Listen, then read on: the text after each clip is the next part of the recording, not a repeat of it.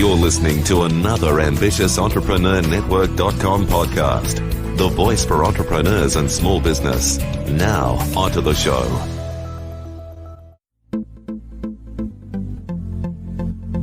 This is Women in Leadership Podcast, featuring success insights from women around the globe. Now, over to your host, Anne-Marie Cross. And welcome to another episode of Women in Leadership Podcast, brought to you by the Influence Alliance, the business building community for change makers who want to build a profitable and scalable business while make a much bigger impact in the world with their message. And I'm your host, Anne-Marie Cross. Now, my guest today says gratitude is one of the most reliable ways to increase your happiness, your positivity, as well as your resilience. And joining me on today's show is Dr. Rozina Lakhani. Now, over the last 20 years, Rozina has been serving as a medical doctor, specializing in psychiatry, particularly in the treatment of stress, anxiety, and depression. She's a best-selling author, a transformative speaker, as well as a podcast host herself. Now, she started her program called Happy and Healthy Mind to share practical tips for mental fitness so that people can live their best life without burnout and without unnecessary suffering. And on today's show, she's going to share the importance of gratitude, her own journey of transformation from stress to joy, as well as helping us to overcome challenges as a woman in leadership. So welcome to the show, Dr. Rozina. Thank you so much. It's been a pleasure being on your podcast. Look, I think today's topic, and I'm just going to turn your volume up a little bit because we want to make sure that we can hear you today, particularly with the complexities of what many of us are experiencing around the globe, having to navigate not only work, but also for many women who are also mothers to younger children who need to go to school, navigating the homeschooling, and all of that has placed so many more pressures on us. And so it's wonderful that you can bring, from a medical perspective, some tips, strategies, and I'm sure you can share a little bit about some of the things that you've done in your own life, having to navigate through that as well. But share a little bit about, I know we've shared already some of the introduction, but I'd love for you to share a little bit more of the journey that got you to where you are today. Share us a little bit of a snapshot overview, if you wouldn't mind. What is it about what you do that you love and the support that you give? Share a little bit more about that if you could. Well, the biggest joy of my work is when I see a person who comes in tears, change it into a smile. Yes. And so that gives me this inner job satisfaction that you can't describe. And sometimes people do work to earn money, and then they do work to get satisfaction. And there are some professions that are blessed with being able to do both together. So I am in that profession where I'm able to help people feel that satisfaction as well as earn my living. Let me ask you, was it something that you'd always had an interest to do from a young age? Was it something that, or was it something that you fell into? Share how you got into this industry. I always wanted to be a doctor. And so I wanted so much to be a doctor that when I went to a career counselor and they said that I would not make a good doctor, they said I would make a good accountant, a scientist, because I am a very logical minded person. I'm kind of a systematic person, but I struggle with remembering things, memorizing things. Mm-hmm. And so they said, I do better where my skills would be utilized better. And medicine, you have to remember a lot of things. Yes. And so they said, okay, that may not be the best career for you. But I really, really wanted to be a doctor. So then I said, okay, well, you can strengthen your strengths and weaken your weakness. When your purpose is bigger than the problem, you can overcome it. And so I really had that strong purpose, and that helped me overcome it. Yeah, I love that you've shared that. And I'm glad that I asked that question at the beginning. I knew you needed to share that insight, because how many people have in their heart and in their knower kind of thing, their knower knows that this is an area, the field that I want to study in and I want to be able to support people in. Yet the feedback that you're getting from others who may not have, the knowing of that to say, no, you're better suited. So thank goodness that you did not listen to some of those mentors. And one of the things that I know you want to talk about today is the importance of gratitude. Share a little bit more about your journey to appreciating gratitude and recognizing how important it was. Were there certain events? What was it that alerted you to the importance of gratitude? Well, yes, there was a major turning point in life when this became such important part of my life. It's not that I was not grateful before. I was always a grateful person. I always appreciated things. But you know how, it's part of life. You see something that is good, then you appreciate, but then it is very hard to be appreciative when things are not going exactly according to your desire, right? So that's where the practice helps. So what happened in my life was, I was I was practicing as a psychiatrist. I had bought a business, and was going through quite a stressful phase at that time. But it was just a couple of days after we had moved our offices, so I was very tired, and I was kind of feeling a little dizzy because of allergies. And as I was driving back from work, I was thinking, oh, tomorrow is going to be my day off. I'm going to relax and da da da da. And suddenly, boom, I was out. And then there was this flashes of light. And then when I came back, I was in a car accident. And of course, my airbag was inflated. But as I looked at my hand was like this on the steering wheel. And somebody came and asked me, how are you? I said, what happened? And he said, you were in car accident. And I said, look at my hand, look at my hand. And he said, you know just hang on, police has been called, somebody's coming to help you. But I could not move my hand to be able to pick up the phone to tell my husband, who's 5 minutes away from my home, and I couldn't call him to tell him that I'm in an accident. But anyways, finally we got through, had the surgery. And then, you go through this. When you lose something so important, you realize its importance after you lose it. So I never realized how important my right hand was. I didn't realize that I was totally right hand dominant. Like I did everything with my right hand. I didn't realize it until I lost it. And so I was kind of going through this, um pity party, and like, what, why me, and why this has to happen right now. And like, I just beginning of, like, new business and new career, and we just moved, and this, like, suddenly this whole my whole life is upside down. um and so and simple things like, you can't change your clothes, you can't, open the jars, you can't make phone calls. Those are simple things I was not able to do. So I was very, very down. And so I was visiting a family member, and so they helped me to go into the shower. Upstairs was the shower, and family was meeting downstairs. So when I got done, I was calling them, but they couldn't hear me that I'm done. I could not come out because I couldn't change myself. So I was stuck in that shower. So I went back in the shower, and I turned on the shower, and I started banging the wall of shower with my left hand, because, you feel like this peak of helplessness. And so as I was banging that wall of shower, I had this epiphany. I said, I'm banging the wall of shower with my left hand. What if I would have lost my left hand too? What if I would have lost my eyes, or my mind, or my life? And I had a 5-year-old kid at that time, and he was in the car with me for the whole week before that day because he was sick and I was taking him everywhere. That was the day when he was feeling well enough that I dropped him to the daycare. What if he was in the car? So suddenly, then my mind shifted and I started appreciating the things I had rather than the things that I had lost.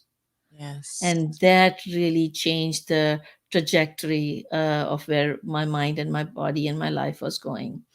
And then few days later, I was sitting in the bed because I'm a right-sided sleeper. I couldn't sleep because I had all these nails around my hand and I couldn't sleep on this side. So I was sitting in the bed, and my friend had given me a diary. So it was on my bedside table. So that day, I picked up my diary with my left hand and I started writing with my left hand for the first time. And I wrote, "I'm grateful for my left hand." And um, I was sitting in bed, but I could see the window in front, and so I said, "I'm grateful for my eyes so that I could see this greenery, and having a husband sleeping on my side, and a pillow to rest my hand, and this ability to endure the pain." And so that's where my journey to start a gratitude practice started. And over the years, it's been more than 16 years now that my day does not start without my gratitude journal. Yeah. And this takes me, like, there are times when things are going good and you can be, in positive state and you can be grateful and appreciative. But when things are negative, it is very hard. When you are in that pain, it is very hard to be grateful. So, having this practice, having this need to put the pen on the paper every day and thinking about what you're grateful for helps you shift your mind from things that makes you feel bad to make you feel good, going from negative to positive, or at least negative to neutral, so you can appreciate the wholeness of life. Yeah, I love that you've reminded us of that. And we have a doctor, let me just share her comment. She's left a few comments, but Dr. Zoni McLaurin, thank you for sharing that. She said, "You're living your life on purpose and your purpose in doing it intentionally," which followed on from the conversation that you had earlier, Rosina, about, wanting to become a doctor.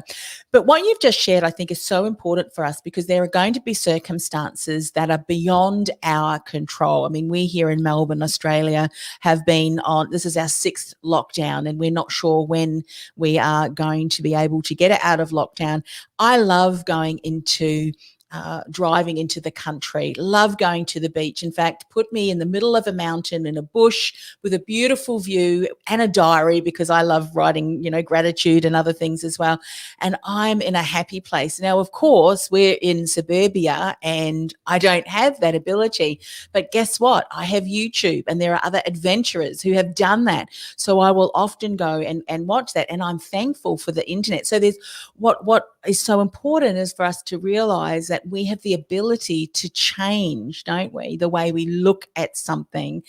And that's so important, because had you followed, and you mentioned the pity party, but had you followed that negativity and then gone through a whole list, which I'm sure you could have, of the things that you were not able to do, that doesn't help us, doesn't it? That continues to lead us down that spiral that's not doing ourselves any good, and that impacts you physiology. I mean, you're a doctor, so you know that what we think impacts our body as well, and then how our body is feeling impacts our mind, and it's a vicious circle, isn't it?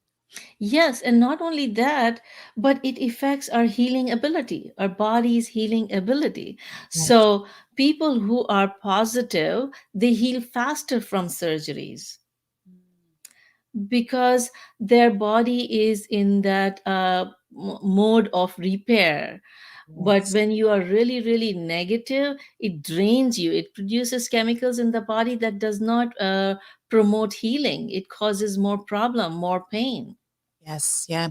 So tell me this then too. If you are, and such an advocate for being mindful, and I'm sure you are, and I'd love for you to share a little bit more about what you put your mind and attention and focus on, what you listen to, the community that you surround yourself with. So this is one of the reasons I started my podcast in 2008 in the career industry, was because of the doom and gloom being portrayed by mainstream media, which unfortunately hasn't changed much. So if we are constantly focusing on negativity, doom and gloom, and what's going wrong, that's going to impact us too. And you said even the healing ability as well if we happen to get sick. Yes. Yes, yes, definitely. That's why we do media fast. So actually, this is a prescription I give to my patients that, okay, so you need to stop watching the news. You can only watch for 15 minutes in the morning and that's it. You have to stop it. And that was, I've kind of learned it from experience. So one time, um, there was a lot of wind going in. Like, I live in Seattle, and there are times when it's like really windy. And so I have like these 25 big trees around my home. Mhm. And so, when the wind is really bad, these trees sometimes fall on the houses. All Yeah. right. So here I was, I was sitting at home and watching this constant repetition of this tree fell on this house and this tree fell on this house and the wind is so bad and da da da da. And so I got so worked up, and then I could not even stop the TV because and the news keeps on repeating over and over. And so one incident, which is one incident, it repeats so many times that you feel like it has happened 50 times. It's not Mhm. happened 50 times, it has just happened one time. They just are repeating it every half an hour. And if you're sitting in the front of the TV and you're consuming it without intention, then you would think that it is much more. And then on the flip side, they don't show really good things that are happening in the world. They would show how many people are dying because of the COVID. They are probably not showing how many people are surviving and getting through and becoming better and coming closer to their purpose and realizing the importance in life and improving their relationship and all these things that are happening, that are other side of things that can promote uh, people, promote hope. Yes. There is so much fear. The media thrives on fear and negativity, Yeah. Yeah. but it has to be balanced. And so therefore I tell people, fast from the news, watch it for 15 minutes or just read it, the headlines, and just kind of go in detail of what you want to read rather than just being bombarded with the news. Yeah. Yes. And then in terms of, everything has two sides of things. Whatever is things are negative, like, some what is happening in the world is negative. There's no doubt about it. There is fear. So you have the option of getting paralyzed from fear, or take proactive action, take precaution, use your creativity to come up with solution, focus on solution. There is a problem. Sometimes people see the problem and they just focus on so much, um, on the problem, that their mind capacity to think solution gets robbed. So there's no capacity left to think about what we can do in this situation. Mm. So yeah, I think that is very, very important, that when people become aware that they are being bombarded by negativity, either from outside, the other people or media, or like, what they're reading or they're surrounding themselves, or from inside, because Yes. they are creating their own negative thoughts. If once you realize that that is happening, I recommend that you make an intention. You say, I choose not to suffer before suffering. I will deal with the problem if it happens, when it happens. Mm. And I'm going to take the steps to get the results I want rather than the results I don't want. Yeah, so important. And we have to set that intention. What I love about what you're reminding us of is that the two can often feed one another, isn't it? We hear something and then all of a sudden our mind goes on alert, but we have to physically stop watching that and be very mindful about what we're thinking and what we're saying to ourselves. I'd love you to share a little bit about an insight into your own journey of transformation from stress to joy, because I'd imagine that many of us, uncertainty is one of the things that can often cause stress, especially for many business owners, leaders who at the moment have no control over whether they can reopen their businesses. What are some insights that you can share to help them navigate through that? Because what people don't realize is that even though when things, and they may be able to reopen, how you've handled all of that and what you do to continue being gentle with yourself. I call about giving yourself grace and space, space and grace, because there's a lot of healing that needs to be done through that too, isn't it, Doctor? So share a little bit, some insights. How do we support ourselves in that time? So first step is to validate ourselves that it's okay. It's okay to feel afraid. It's okay to feel stressed. Because many times what happens is that people have this fear or worry, or they're scared of something happening, and they see it, right? And they say, don't think about it, forget about it, it's not going to happen. And so when you try to suppress it like this, then it keeps on bugging you from inside. So first step is acknowledge and be kind. Like you said, be kind to yourself, that you are a human being. Yes, as a woman, you're trying to run a business, and now you have to also take care of your kids, schooling, homeschooling, and trying to manage all the, women are director of this orchestra. And that has to work in harmony. Yeah. So they have to um direct everything, and then one area doesn't work, so they have to take care of that, but they're also taking care of themselves, and they're taking care of their career and home, and everything has to be kind of in. And sometimes you're also perfectionists. Many women are, and most of the women in leadership are more perfectionists than general women. And so we want things the way we think is right at the time we want. So we want other people to behave the way we want them to behave. We want people to do things according to our standards, which are usually high, because we have been able to reach to the leadership position because we have been disciplined, and we have been this perseverant. And so we expect everybody to be like that. We want everybody to think like us. We get upset if people are not according to our standards. So the point is that when things are not in our control and things happen like this, then we feel that it's the end of the world. It's going to collapse on me, and then nothing is going to work out. And so then it generates a lot of uh, um, inner pain. So the first thing you want to do is to acknowledge and validate your feeling, and saying it's okay. It's okay to feel that way. And now I also have a choice of taking the next step. So, what's the best thing I can do in this moment to take care of myself so I can take care of all this orchestra in the best possible way? And so, just getting yourself grounded in the moment, like you said, becoming mindful, really helps decrease that rush, that inner tension. And once that calms down, and then your mind would calm down. And as your mind calms down, then you'd be able to think through, okay, what is the next step you can do, you can take?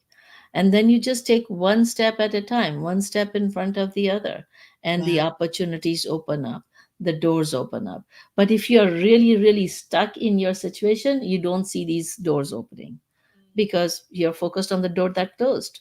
Yeah. And what also I find that happens as women, and everything that you shared, I'm sure all of it women, I know I was nodding on the inside about the perfectionism, and we like to have things, step 1, step 2, step 3, hang on, they didn't do step 2. What can sometimes happen if we don't do what you've just recommended, acknowledge it and make the best step intentionally. What can I do?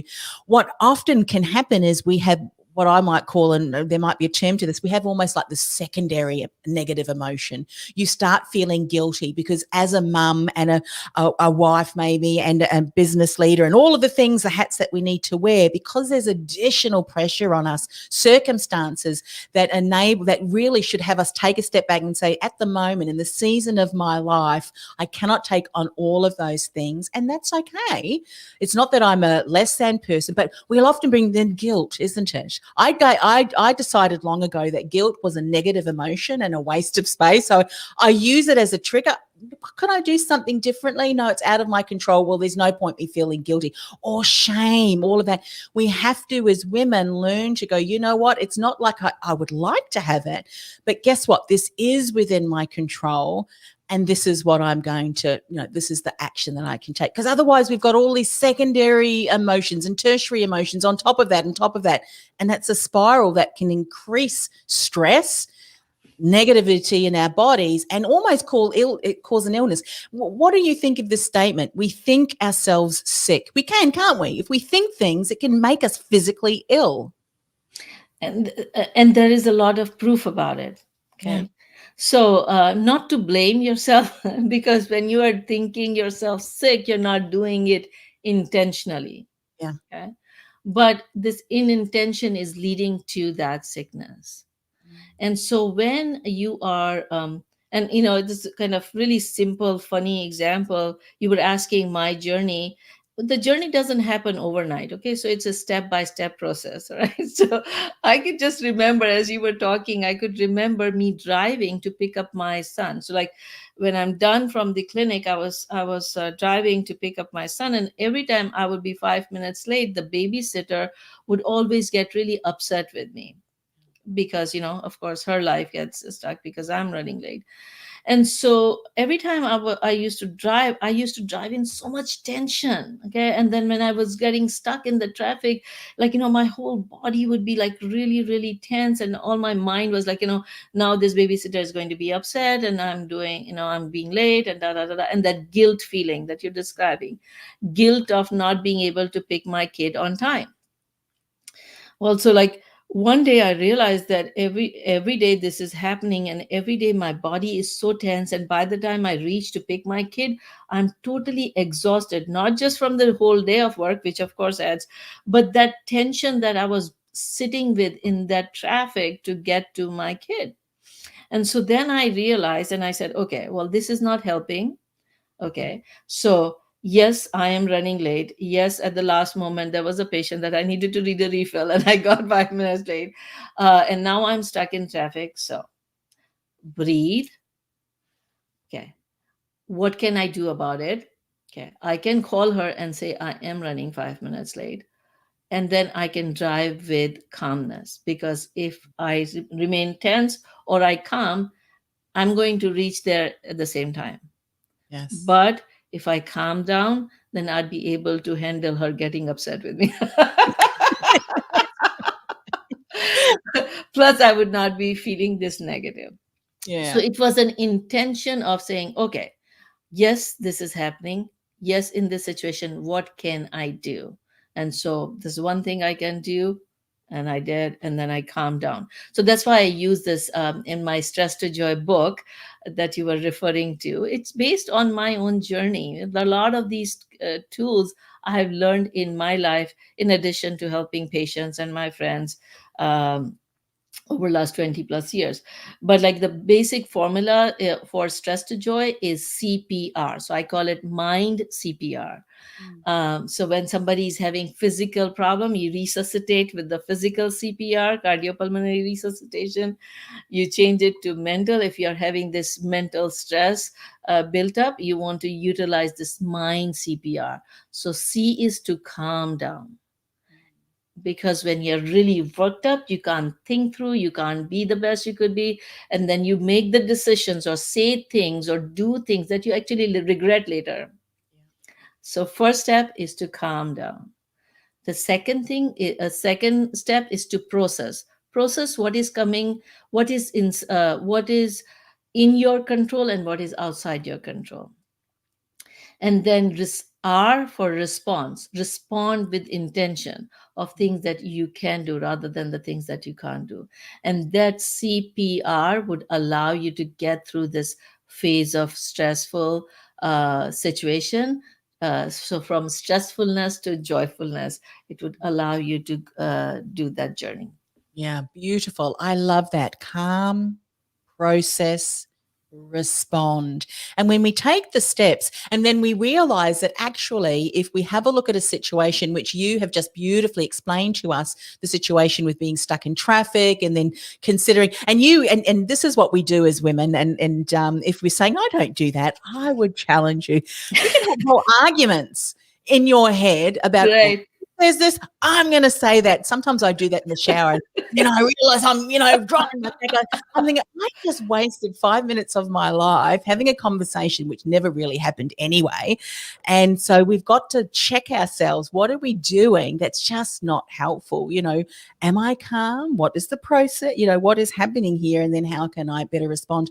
Something that I see that we can really use this so well in situations that I see is because many of us are on lockdown, we're online a lot more, we are meeting people or connecting with people that may have very similar values, very similar beliefs, and so forth around certain topics. And I think we need to remind ourselves that you don't have to agree with everyone, nor do you need everyone to agree with you on your certain circumstances.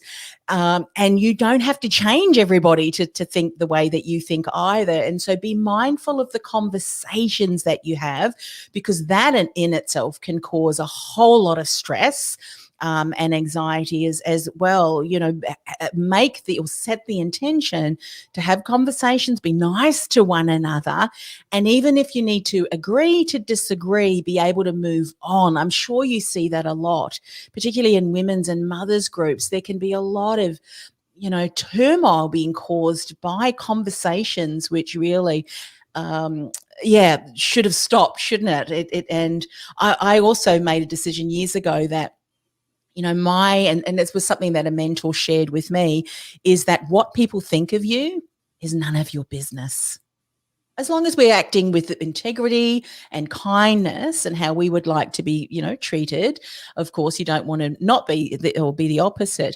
But really, I think we take on so much, don't we, as women? Well, she doesn't like me, or she said that. Maybe, we can have a lot of conversation internally, can't we?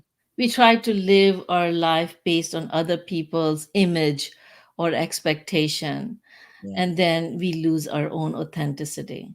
Yeah. And I think there has to be a balance. So I really like to think of the middle road wherever in most of the circumstances. So it's not that you don't want to listen to anybody. I don't care what this person says. Well, it could be a really well-wishing friend who is giving you advice that when you are walking stoop like this, it would cause the back pain. Okay, so you can say it's none of your business how I walk. Yeah. Well, if this person is not putting you down, their It could be desire is, self-critique. it's a Absolutely. constructive feedback that this person is giving. So listen. Don't just pass judgment on everything. Listen non-judgmentally whatever is happening, and then assess if it fits your your morals, if it fits your ethical standard, and if it is beneficial for you, adopt it. And if it is not, let it go. Eat the banana, throw the peel, but don't. And that's so true. I'm glad you picked on that, because that's what I meant. There, you need to be able to analyze, does this fit? Is this going to be helpful? Because often, as women leaders, we are sharing information and content, and we have to be mindful. Something that someone says could be great feedback that would enable us to grow and expand and so forth. But then we also, in the same note, need to have that discerning, or the ability to discern, no, this isn't actually helpful, but this is right for that particular person. But for me, it doesn't fit with where I'm going in my business, such as what you shared earlier, where people had recommended that, no, you really should be more of an accountant. Can you imagine? Not that there's anything wrong with accountant. Don't email me and say there's nothing wrong. Absolutely, we need accountants, but you're much better placed in helping people with what you do rather than looking at numbers all day. And so we need to be able to analyze that, don't we? And then make the best decision Right. for Because when there is this inner calling, and then there is difficulties, then you're able to overcome. I had a friend in medical school that she dropped out in final year, and so like, why would you drop out after putting so much time and effort and money? And she said, like, it is not in my heart. My parents really wanted me to be a doctor, so I joined, but this is not my calling. So if it is your calling, then you would be able to overcome those difficulties. It's not easy in any profession. Um, and so you want to kind of go in the profession that is in alignment with your inner calling. Love that. And I know that we have gone over a little bit of time, but it's so important, I think, the conversation that we had today. But Doctor, would you share how can people get a copy of your book and find out more about you and how you can support them? Well, the book is available on stresstojoy.com, as well as Amazon and other places. But I think there's a lot of resources that I have created that people can benefit from in addition to the book. If you go to drrozina.com, all these resources are there. And one particular resource that I would strongly recommend is a gratitude challenge. So I have developed a 7-day gratitude challenge. If you take that, you sign up for that, every day you are going to get 5 minutes of video that talks about different aspect of different way of practicing gratitude in action in other ways, and then a little challenge for you. And so it would help you develop this muscle. When you are trying to build a muscle, you practice, right? So if you want to build a positive muscle, positivity muscle in your life, you want to practice gratitude on a regular basis. And this gratitude challenge would give you the 7 days opportunity of different ways. And like, just one, the first day challenge is to make the list of all the people in life that have made a difference in your life, and then start calling them one by one and say, well, I made the list of people who made a difference in my life, and you are on my list, so thank you. Just that simple act of practicing gratitude has brought so much joy in so many people's life. And so you'd get different challenges every day, and that may be really helpful. So drrozina.com/gratitude challenge is where you can get that challenge and start your journey from stress to joy. Yeah, that's beautiful. And as we're creating, just like we would in a gym, building our physical muscle, the gratitude muscle, it becomes almost a habit, doesn't it? Yes. That you're always able, what is it? What can I be grateful for? I'm always reminded of, sometimes we complain about certain things. Oh, my husband's leaving his socks around. Oh, he hasn't done the dishes again. Somewhere, a woman is wishing that her husband was doing that because she's lost her husband, and so when we are able to look at circumstances, even in the midst of a challenge, there's always something that we can learn, always something that we can be grateful for. So thank you for reminding us of that. And please go and check that the challenge out, the gratitude challenge, drrozina.com/gratitude challenge. Thanks once again for coming on the show. Thank you for the opportunity. If even one person's life becomes a little happier and healthier, that would be a privilege. So thank you.